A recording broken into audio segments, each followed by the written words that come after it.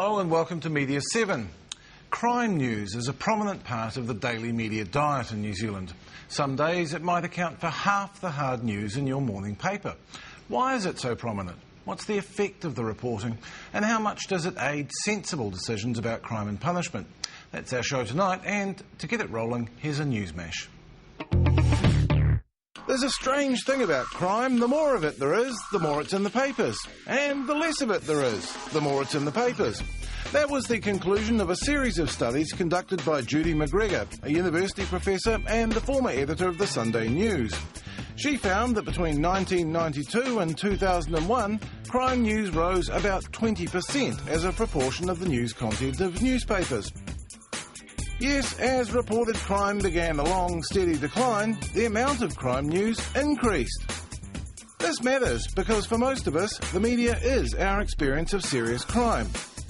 In a 2003 court study, 2/3 of New Zealanders thought violence or threats of violence made up more than half of all crimes reported to police.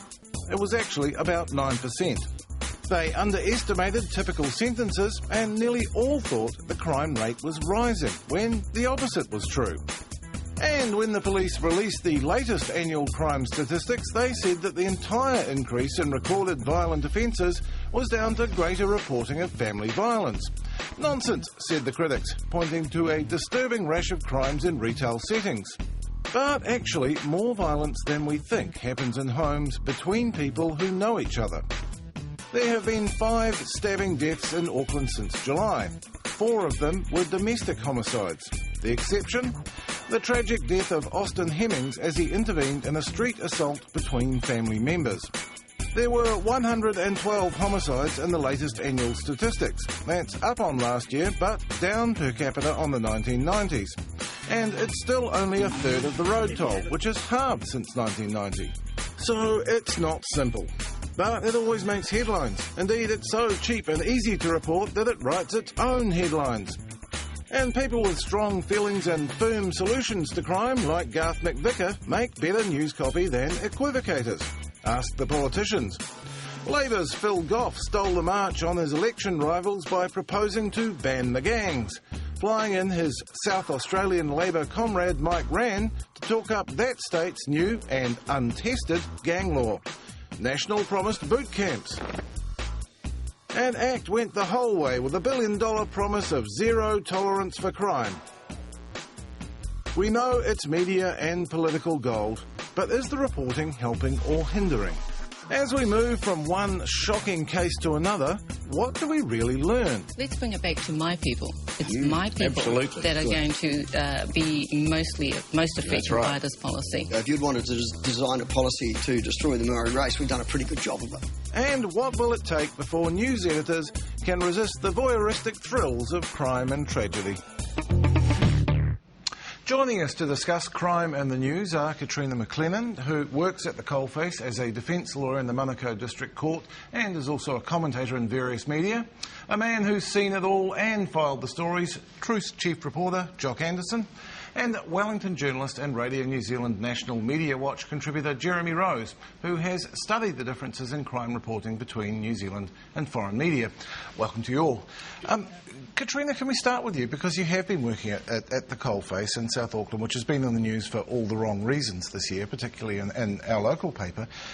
Has the depiction and the coverage been a fair reflection of what's going on out there? No, absolutely not. The only time the media come out to the Manukau court is when there's a homicide, and so everyone who works at the court knows that there's all of a sudden this amazing descent, and they take over the entire court, and then when the case they're waiting for is finished, then they will disappear. And I think a very good illustration of how little crime is actually reported is that one of the Manukau judges, Judge Wade, recently actually sent his decision to the New Zealand Herald and other media outlets because he's so frustrated with the coverage at the court.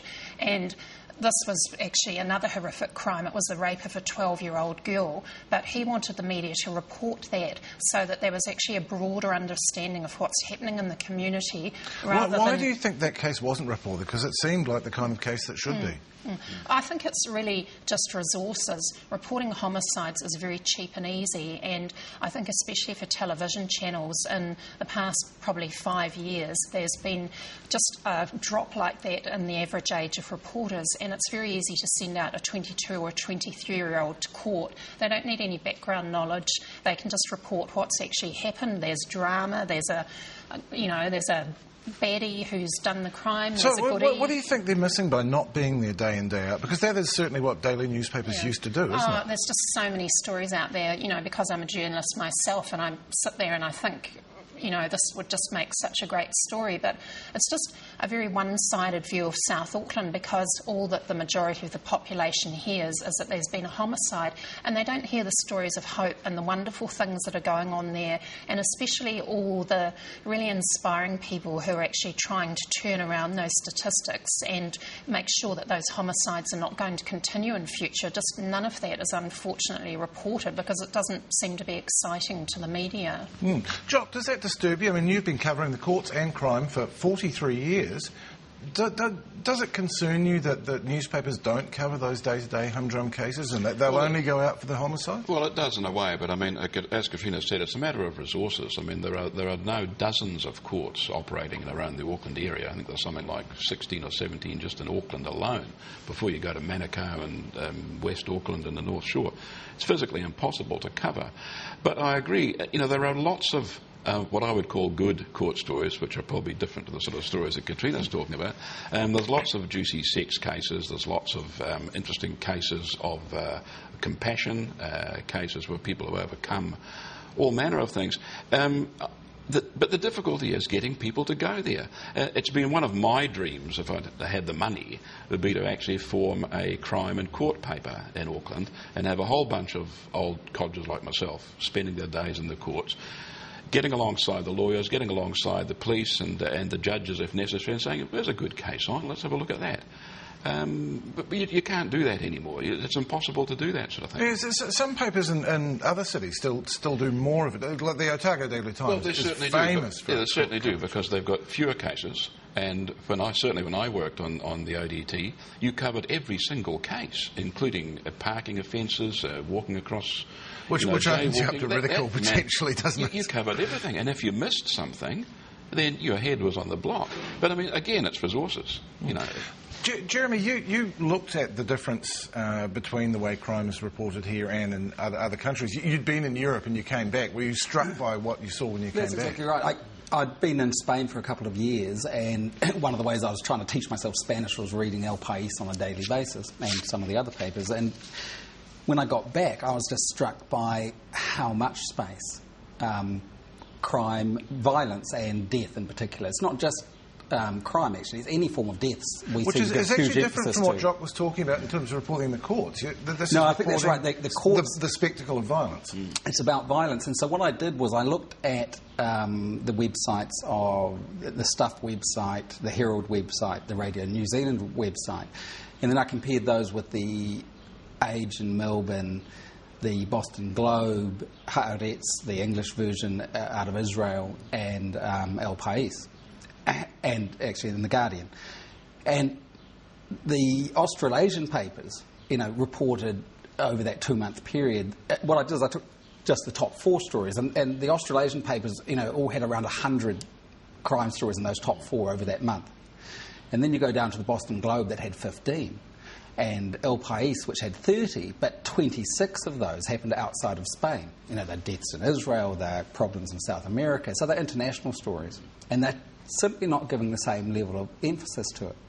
And I agree, I think you've got to look at why is this? And there are 2 reasons that journalists usually cite. One is ratings. They say, OK, people really want to read it. If it bleeds, it leads. and the other one is a lack of resources. It's cheap and it's easy. And, I think we do need to report crime, but my concern is that it's sensationalised and there's not much background. You know, you're just left feeling that you're living in this incredibly violent society. And it's actually a misleading picture that's been given, because the Ministry of Justice and the Police and Corrections, for the first time this year, they've done a report, the New Zealand Criminal Justice Sector Outcomes, to provide actually detailed information about what's going on, and that shows that over the past decade crime has dropped. In 1997 there were about 465,000 crimes, and in the year to June this year that was down to 426,000, which is a drop of 39,000. And admittedly, in that time, violent crime's gone up, and I guess that's really what the public's concerned about. But do you buy the police contention that the increase in violent crime in the latest statistics are entirely a consequence of greater reporting of family violence? Well, I'd be sceptical about that, because there's absolutely no evidence. I mean, that may actually be correct, but there's no evidence to base it on, because, of course, if it's not reported, then we don't know about it. We've got a horrific family violence problem in New Zealand, and certainly the latest statistics confirm that, but I think it's unlikely that that's all of it. And I think in these statistics, the majority of crime in New Zealand is actually dishonesty offences. That's more than 50%, but I think probably most of the public doesn't know that, and they probably don't understand either, because of the way that crime's reported, that that block has actually fallen by 20% in the past decade, which is quite a significant drop. What's your impression, Jock? Yeah, but you're talking about reported crime, and if you're looking at statistics, we all know that statistics can be juggled and manipulated depending, and things go into different categories and what have you. I mean, it's significant that we're running a bit of a campaign at the moment on banning knives, and for argument's sake, in relation to knives being used in robberies, in the last 10 years, there's been a 733% increase in the incidence of knives being used in robberies. Now, it started off at only 6 10 years ago, but it's 54 now. And yet the Herald, the New Zealand Herald quoted someone recently saying that all this reporting of the fact that more people are carrying weapons is encouraging people, particularly in South Auckland, to carry weapons themselves. Yeah, well, these young guys, a real danger there. Going by the police's own reported statistics, the incidence of people arrested for actually carrying weapons hasn't actually moved very much. It's been static at around about 1,100 offences a year for 10 years. But so it hasn't gone up. Your article actually made that very point, didn't it? It made the point that the reporting of it was leading to people taking up knives. I mean, you quoted Greg Newbold to that very effect. Yeah, we'll have to come back to that, and we will take a break now. When we come back, Simon Pound finds out what people say from the safety of their keyboards.